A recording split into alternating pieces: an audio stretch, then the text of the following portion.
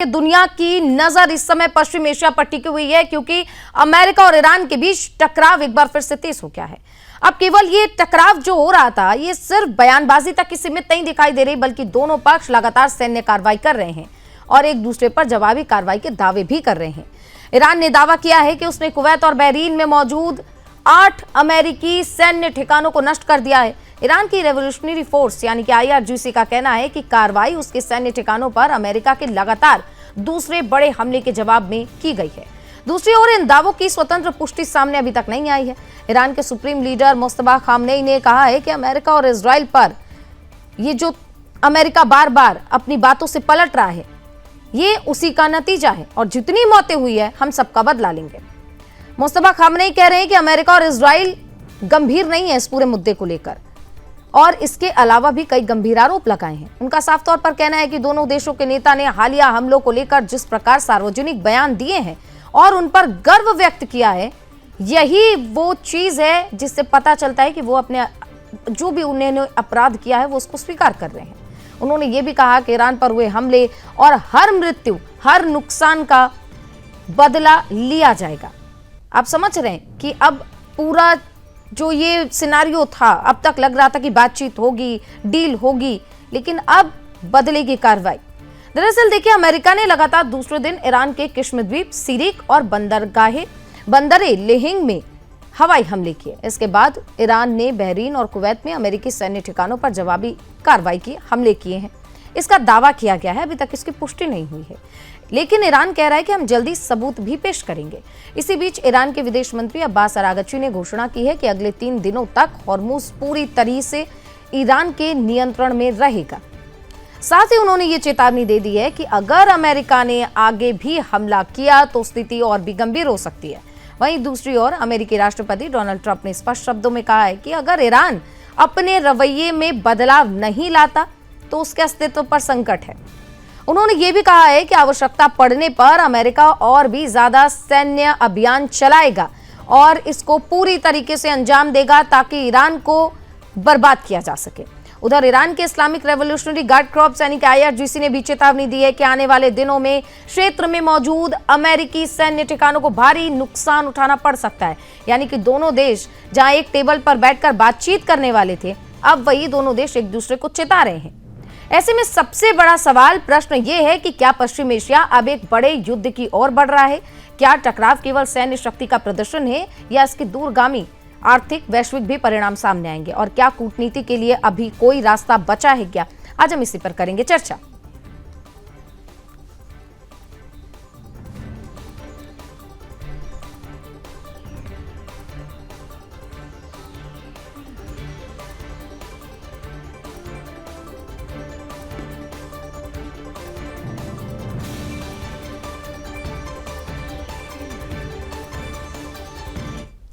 तो हमने आपको दिखाया कि किस तरीके से इधर उधर मिसाइलें दागी जा रही हैं, ड्रोन छोड़े जा रहे हैं। आज हम इसी पर चर्चा करेंगे कि अब जो ये चेतावनी एक दूसरे को ये दिए जा रहे हैं, क्या इसकी कोई दूरगामी परिणाम है या ये सिर्फ चेतावनी तक सीमित रहेगा? आगे कहीं ना कहीं डील होने की उम्मीद है। हमारे साथ 2 खास मेहमान जुड़ गए। कमांडर भूषण दीवान सर जुड़ गए डिफेंस एक्सपर्ट के तौर पर, और सुशील कुमार सिंघल सर जुड़ गए पूर्व राजदूत। बहुत बहुत स्वागत है सर आप दोनों का सुदर्शन न्यूज पर एक बार फिर से। और सबसे पहले हमले की बात हो रही है तो सबसे पहले दीवान सर आप ही से समझेंगे कि हम इसके बारे में हर रोज चर्चा करते हैं और हर रोज उम्मीदों से बढ़कर कुछ देखने को मिलता है इस युद्ध में। आज जो परिणाम हम देख रहे हैं, दोनों देश एक दूसरे को चेतावनियां दे रहे हैं, एक दूसरे पर हमले कर रहे हैं, देखकर नहीं लग रहा है कि कहीं ये डील अब हो पाएगी। क्या हम समझ ले कि अब पश्चिम एशिया एक बार फिर से युद्ध की आग में बिल्कुल जलने वाला है? नहीं सुचित्रा जी, मैं ऐसा नहीं मानता हूं। हर लड़ाई में ऐसा होता है कि कंप्यूटर की तरह बाइनरी नहीं है, भाई स्विच ऑन किया तो 1 हो गया, ऑफ किया 0 हो गया। इस ह्यूमन रिलेशंस के अंदर, ह्यूमन अफेयर्स के अंदर ये 1-0 हो नहीं सकता है। पर अच्छी बात ये है कि ये मेरी समझ में दोनों साइड जो है, मतलब 60-70-80% तक कन्विंस्ड है मेरी समझ में कि ये हम इसको और कॉम्प्लिकेट नहीं करेंगे, मतलब लड़ाई में नहीं जाएंगे। कॉम्प्लिकेट तो बातों से, बयानों से और छुटपुट अग्रेशन से हो ही रहा है। मिसाइल दागे जा रही हैं, चाहे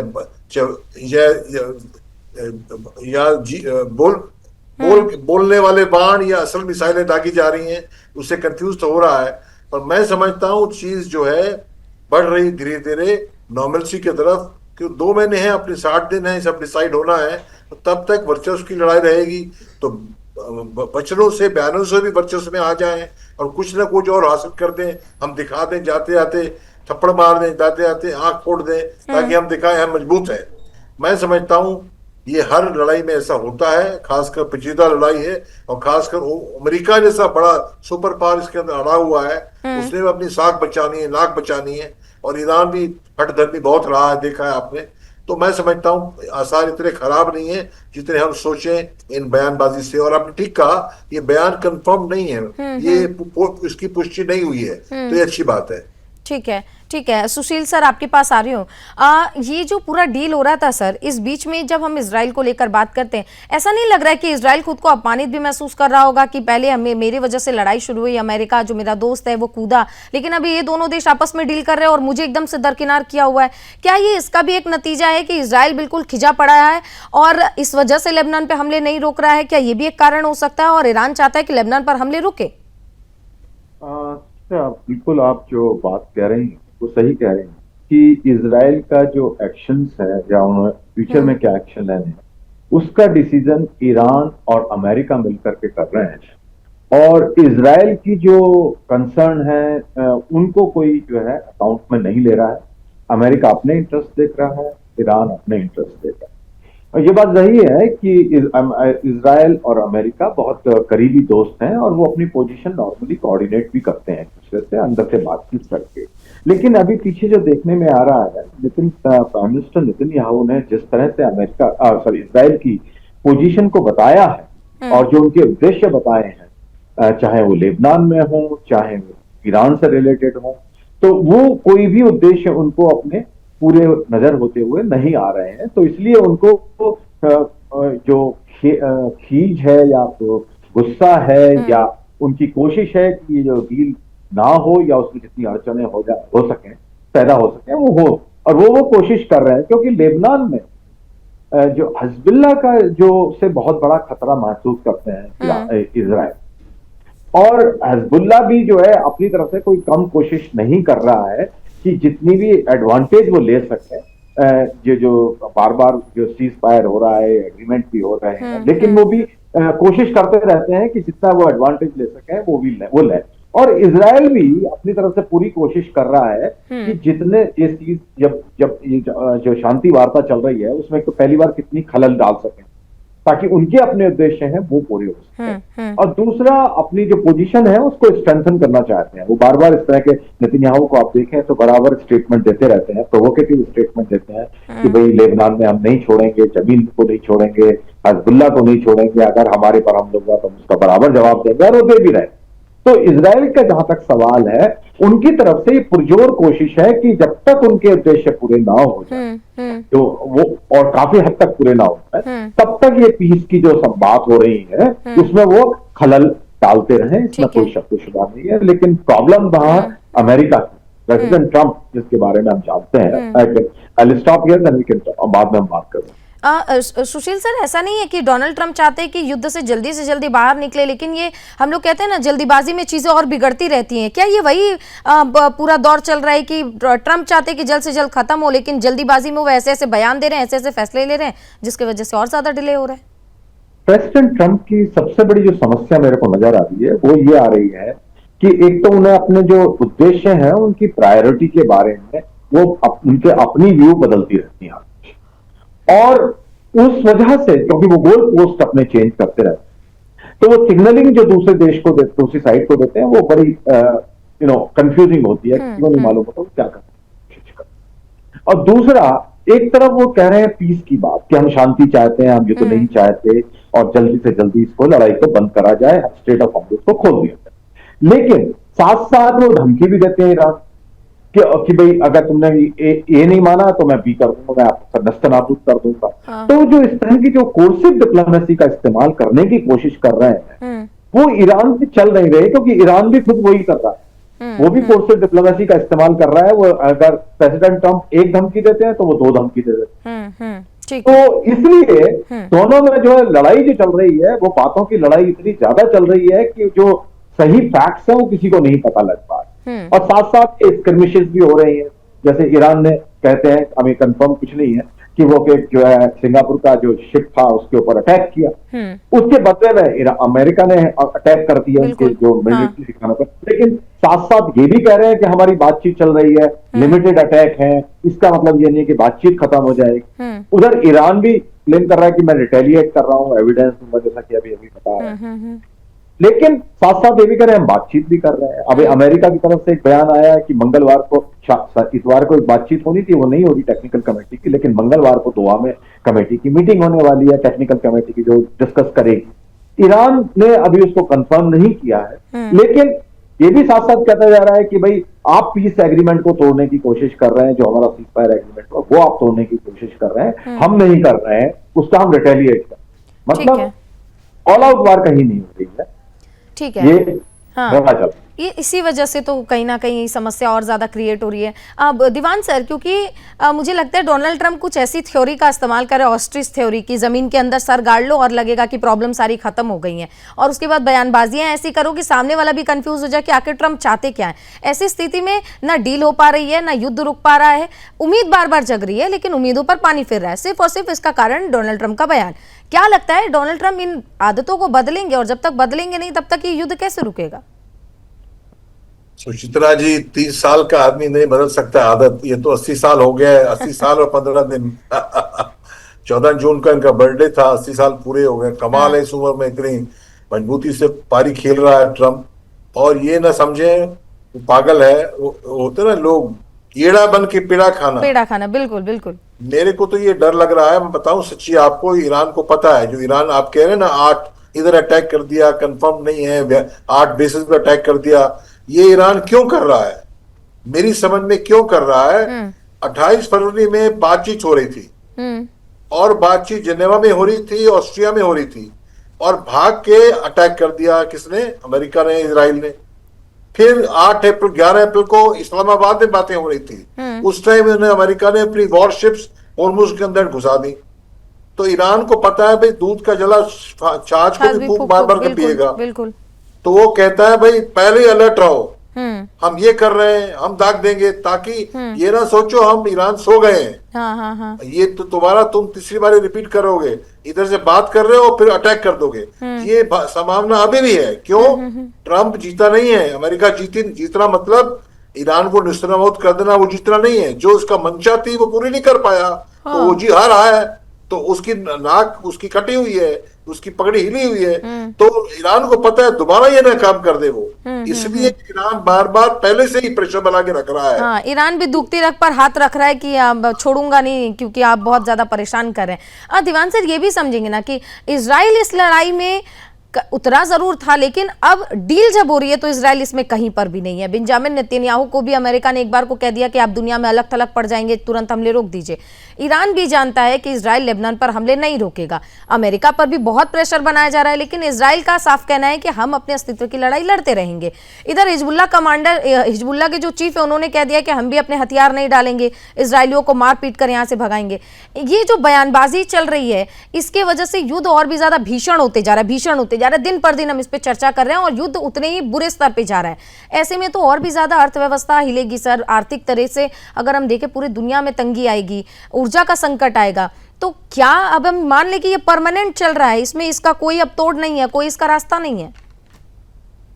देखिए, ये हर चीज दुनिया में कंप्रोमाइज से चलती है, गिव एंड टेक से चलती है। वही बाइनरी 1 और 0 नहीं होता है कि मैं सब जीत गया और आप सब हार गए।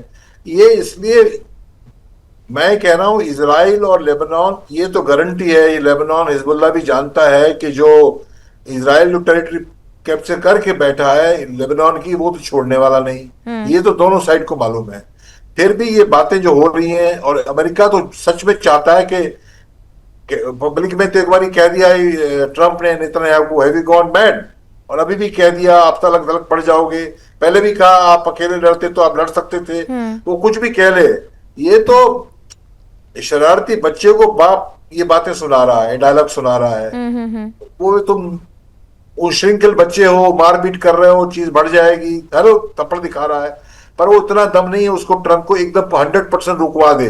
और रुकवा, इजराइल भी रुक नहीं सकता ना, जितना मजबूरी है वो रुकवा दे, बोले कि तुम पिट्ठू बने हो अमेरिका के। ट्रंप ने कहा, इतनी कहा है, हम स्वयंभू हैं, हम किसी के नीचे नहीं है। तो ये बातें हैं, पर ये तो खैर बातें छोड़ दीजिए, क्यों बातों का क्या मकसद है। तो मेरी समझ में छूट ये ईरान इजराइल लेबनान की चीज जो है आउट ऑफ कंट्रोल शायद ना जाए। ये शायद दोनों, ईरान भी हिजबुल्लाह को काबू रख पाए, मेरी समझ में होगा, और अमेरिका भी इजराइल को इतना कहे बियॉन्ड लिमिट ना जाए। पर ये चलता रहेगा, एकदम नहीं बंद होगा। क्यों देखिए, इजराइल तो यूएसए की प्रॉक्सी है और हिजबुल्लाह तो ईरान की प्रॉक्सी है। हाँ। तो अब यूएसए ईरान जो मेन प्रोटोगनिस्ट हैं, हाँ। वो तो जब मियां बीवी राजी तो क्या करेगा, वो चाहते हैं कि मामला सुलझे। मैं समझता हूँ लड़ाई कम हो। तो क्योंकि देखिए, ईरान ने जो जीतना, ईरान ने वर्चस्व बना लिया गल्फ में, बात अगर बढ़ जाती है, लड़ाई आगे हो जाती है, समझो हिजबुल्लाह को बचाने के चक्कर में। अभी तो आप पारी जीत के बैठे हैं ना मिस्टर ईरान। हाँ। अगर बात बढ़ गई हार भी सकते हो भाई। बिल्कुल। बेटर ये है कि रिटायर, कब आप क्रिकेटर हैं, टॉप फॉर्म में है तो रिटायर करो। टॉप फॉर्म कल को पता नहीं टॉप फॉर्म रहे ना रहे। तो ईरान भी चाहता नहीं हम टॉप फॉर्म में हैं, बैठे गल्फ वाले डरे हुए हैं, रुक जाए मामला। ठीक है, तो ये इसके ईरान की स्थिति अभी कुछ इस प्रकार से ना हो जाए हिजबुल्लाह के चक्कर में कि ना घर के रहे ना घाट के रहे। देखते हैं सिंघल सर, क्योंकि अभी जिस तरीके से दीवान सर बहुत अच्छे से विस्तार में बता रहे थे कि अब प्रॉक्सी वॉर शुरू हो गया है और ईरान अब हिजबुल्लाह के चक्कर में कहीं खुद को फंसा ना ले। एक चीज समझ में नहीं आ रही, जब तक इजराइल टेबल पर नहीं बैठेगा तब तक किस तरीके से इन दोनों के बीच में जो है सामंजस्य बैठेगा कि ठीक है हिजबुल्लाह को ईरान कंट्रोल कर ले और अमेरिका इजराइल को कंट्रोल करेगी, ठीक है सारा मामला जो है सुलझ जाएगा, लेकिन थोड़ा सा कंट्रोल में रहेंगे। लेकिन जब तक इजराइल टेबल पर होगा ही नहीं तब तक ये डील होगी कैसे? समस्या जो सबसे बड़ी वो यही है कि जो जिस तरह से बातचीत हो रही है वो इजराइल उसमें इन्वॉल्व नहीं है, इसीलिए ज्यादा सबसे बड़ी समस्या खड़ी की गई। क्योंकि अमेरिका जो है इजराइल के बिहाफ पर बात कर रहा है, बिना उनसे उनके जो उनके उद्देश्य हैं, इंटरेस्ट है, उनकी देखभाल करे वो। क्योंकि प्रेसिडेंट ट्रंप अपने यूएस के इंटरेस्ट देख रहे हैं और उनका इंटरेस्ट केवल ये है कि किसी भी तरीके से स्टेट ऑफ हॉर्मुज़ खुली रहे ताकि जो तेल का जो प्रेशर है वो खत्म हो जाए। और उसके साइड अगर वो जो न्यूक्लियर की जो ऑप्शंस है जो ईरान की वो कटे, केवल उनका इतना उद्देश्य है और इससे ज्यादा नहीं है। लेकिन इजराइल की जो समस्या है, जैसा कि आपने हिजबुल्लाह के बारे में बात की, नॉन स्टेट एक्टर्स के जो रोल है ईरान की तरफ से, उसके लिए उनको खतरा है और इजराइल की वॉइस ही नहीं है वहां कन्वर्सेशन में। वो उनके ऊपर तो शर्तें लादी जा रही है, इसीलिए बड़ी एसिमेट्री हो रही है जो बातचीत है वो। आप बात सही है कि उसमें शांति कैसे आए, क्योंकि जब तक सभी देशों जो इन्वॉल्व देश हैं वो बैठ के बात ना करें और समस्याओं को ना हल करें, तब तक वो जो है परमानेंट सॉल्यूशन नजर नहीं आएगा। यूएस ने क्या किया है कि लेबनान की सरकार के साथ में बातचीत करवाई है इजराइल, और उसमें उन्होंने सीज फायर वगैरह, लेकिन हिजबुल्लाह उसका भी मेंबर नहीं है। तो गवर्नमेंट ऑफ लेबनान को इतना भी चाहे, लेकिन उनका जो कंट्रोल है लेबनान में वो बहुत वीक है, सबको मालूम है। हिजबुल्लाह जो है उसको कह रहे हैं हम निकल जाओ, लेकिन वो निकालें कैसे, क्योंकि इतनी ताकत नहीं है लेबनान की गवर्नमेंट के पास। तो ये जो है जो बातचीत हो रही है जिन पार्टीज के बीच में होनी चाहिए उनके बीच में नहीं हो रही है, उसका नतीजा ये है कि हम ये सब जो समस्या खड़ी हो रही है, जो एग्रीमेंट हुआ सो कॉल्ड, और उसको जो इन बात को उसको जो इम्प्लीमेंट करने की कोशिश की जा रही है, उसमें एक तो पहली बात तो इंटरप्रिटेशन बहुत अलग अलग आ रही है। ईरान कुछ बोल रहा है, यूएसए कुछ बोल रहा है, उधर इजराइल वो कह रहा है कि मैं तो इसको मानता ही नहीं। तो इसलिए हम ये सारी समस्याएं जो देख रहे हैं इसी वजह से हो रही हैं। लेकिन एक सिल्वर लाइनिंग ये है कि सभी देश इंक्लूडिंग इजराइल अल्टीमेटली चाहते क्या है कि समझौता हो, लेकिन हमारी शर्तों बातचीत को कोई मना नहीं कर। तो ये बहुत बड़ी सिल्वर लाइनिंग है। तो ये जो चल रहा है बड़े कंट्रोल वे में चल रहा है, ऑल आउट वार की तरफ मुझे ये इस वक्त जाता हुआ नजर नहीं आता है। कंट्रोल वे में दुनिया को सब जो है ये सस्पेंस में रखेंगे कि भाई बातचीत हो रही है, समझौता होगा नहीं होगा, हॉर्मुज़ खुलेगा नहीं खुलेगा, लेकिन ऑल आउट वार के चांसेस मुझे इस वक्त जो हालात हैं वो नजर नहीं आ रहे, क्योंकि कोई भी देश उसमें इंटरेस्टेड। ठीक है, ठीक है। क्योंकि सिंगल सर अभी जो खबर सामने आई है कि 8 ठिकानों पर कुवैत और बहरीन में हमले ईरान ने किए हैं, अभी तक इसकी पुष्टि नहीं हुई है। हालांकि अगर इसकी पुष्टि हो जाती है कि अगर ऐसे हमले हुए हैं तो क्या इसके बाद अमेरिका और भी ज्यादा भीषण हमले ईरान पे करेगा? मुझसे पूछ रहे हैं? Single sir. रिटेलिएशन होता है हाँ। तो उससे एक समस्या मुझे वहां पर खड़ी होती हुई नजर आ रही, और क्योंकि ईरान भी रिटेलिएट करने की कोशिश करेगा। लेकिन जिस तरह से प्रेसिडेंट ट्रंप के एडमिनिस्ट्रेशन ने बोला है कि मंगलवार को हमारी बातचीत होने वाली है, हमारी ऑलरेडी बातचीत हो गई है और अब जो लड़ाई नहीं हो, तो ये इंडिकेशन दे रहा है सब कि जो भी अगर ईरान ने हमले किए उससे बहुत कुछ नुकसान नहीं हुआ है वहां पे, और अमेरिका जो है इसको इसके बदला नहीं लेना चाहेगा इस वक्त जो हालात नजर आ रहे हैं। लेकिन अगर ये बार बार ये साइकिल चलता रहा तो शांति वार्ता को नेचुरली प्रेशर बहुत बढ़ जाएगा और उसको बचाना जो मध्यस्थ देश है, कतार वगैरह है, उनके लिए बड़ा मुश्किल हो जाएगा दोनों पार्टियों पे फिर से साथ लाना। तो ये अमेरिका और ईरान आई थिंक इस पर भी ध्यान रखेंगे कि बहुत ज्यादा इसमें प्रेशर ना पड़े ताकि वो बातचीत जो चल रही है वो उसमें डिस्टर्बेंस ना आए। सिंगल सर ध्यान ही तो नहीं रख रहे हैं, बातचीत चल रही है लेकिन एक दूसरे को धमकी देने से नहीं डर रहे हैं, हमले करने से बिल्कुल भी नहीं रुक रहे हैं। यही तो सबसे बड़ी समस्या आती है दीवान सर, क्योंकि अब हम देख रहे हैं कि जिस तरीके से ईरान कह रहा है कि हमने कुवैत और बहरीन में 8 ठिकानों पर सैन्य कार्रवाई की है, अमेरिका के ठिकानों पर। अब भीषण स्थिति तो नजर आ रही है, जाहिर बात है अमेरिका भी चुप नहीं बैठेगा। अगर इस बात की पुष्टि हो जाती है तो अगले 48 से 72 घंटे की स्थिति आपके अनुभव, आपके नजरिए से क्या कहता है? देखिए, अगर ये सच बात है हमले ईरान ने किए हैं तो सवाल ही नहीं अमेरिका चुप बैठ जाए, अपनी मार धज पिटवा ले, अपना इमेज भी खराब करे, अपने जो साथी जो मार खा रहे हैं बहरीन वगैरह उनके सामने भी नाक कटाए, तो चुप बैठेगा नहीं, तो बात बढ़ सकती है। पर यह है कि एक अच्छी बात यह है, अच्छी तो कर क्या है, दुआ में कल बात होनी है। अब दुआ की बात से तुम ईरान तो कह रहा है ना हमने क्यों अटैक किया, जो second wave of attack America ने किया उसके एवज में हमने किया, ये कह रहा है। अब तो ये तो पहले तुमने थप्पड़ मारा, तुमने गाली दी, हमने थप्पड़ मारा, फिर हमने लाठी मारी, ये तो लड़ाई में होता है।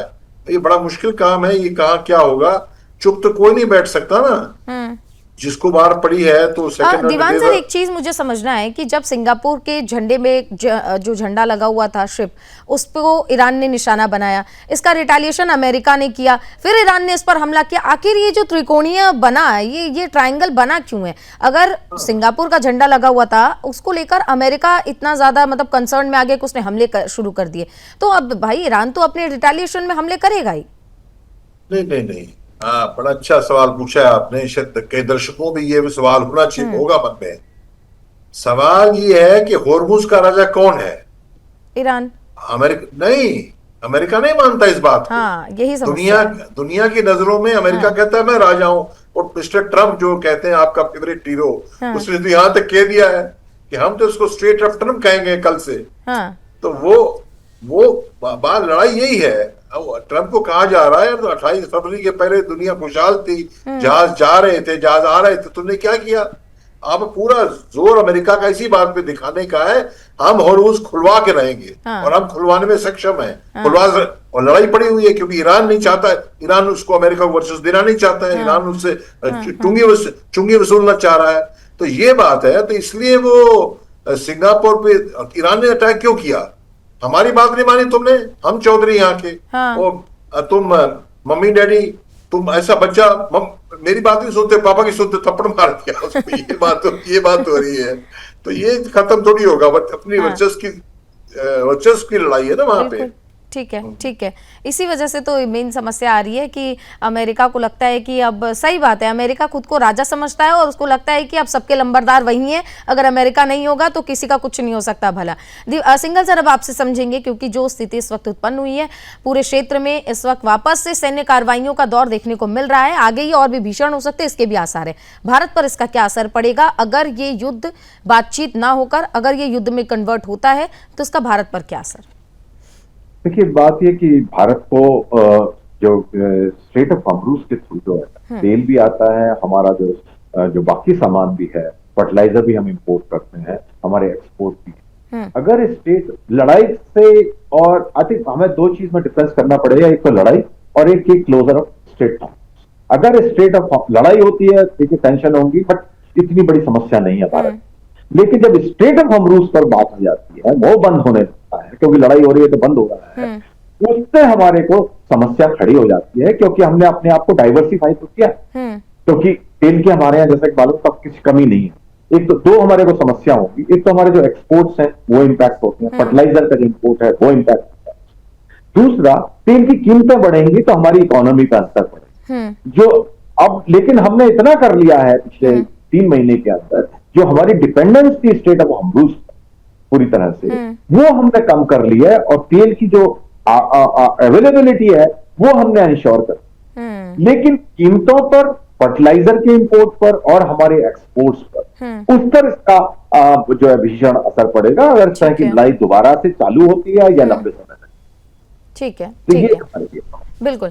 दीवान सर, क्योंकि अब मेरे पास थोड़ा सा समय कम है, आपसे समझेंगे कि अगर हम सैन्य कार्रवाइयों की दृष्टि से देखें, क्योंकि अब हमने देखा है कि ईरान ने भारत को इनवाइट किया है शोक सभा में, इन सारे इन्विटेशंस के बीच में और अब जो ये भीषण हमले इस बीच में हो रहे हैं, इसमें भारत को क्या रास्ता अपनाना चाहिए? क्या लगता है कि भारत ईरान की ओर रुख करेगा, जाएगा, कि जो शोक सभा आयोजित की जा रही है? नुमाइंदगी जरूर करेगा भारत। मोदी साहब जाएंगे, नहीं जाएंगे नहीं कहा जा सकता, हो सकता राष्ट्रपति जाएं। पहले एक पुराने केस में, सुलेमानी के केस में उपराष्ट्रपति धनखड़ साहब गए थे, और नुमाइंदगी जरूर करेगा। भाई काम सांप भी मर जाए लाठी भी ना टूटे, जरूरी नहीं है मोदी साहब जाए, वो कहा नहीं जा सकता, और इसमें और कुछ नहीं हो सकता, क्योंकि हम तो हर तरफ हमने रखना है ना अपने गुड रिलेशंस। ठीक है दीवान सर, आपका भी बहुत धन्यवाद। सुशील सर, आपका भी बहुत धन्यवाद, आप लोगों ने अपना कीमती समय दिया। तो देखिए, कुल मिलाकर बात यही है कि हर रोज नए नए बयानबाजियां और हर रोज नए नए सैन्य कार्रवाई देखने को मिल रही है। अब बातचीत का ये दौर कहां तक चलेगा, बातचीत सफल हो भी पाएगी या नहीं, हम इस पर रोज चर्चा करते हैं। आप हमारे साथ जुड़िएगा, देखते रहिए सुदर्शन न्यूज। नमस्कार।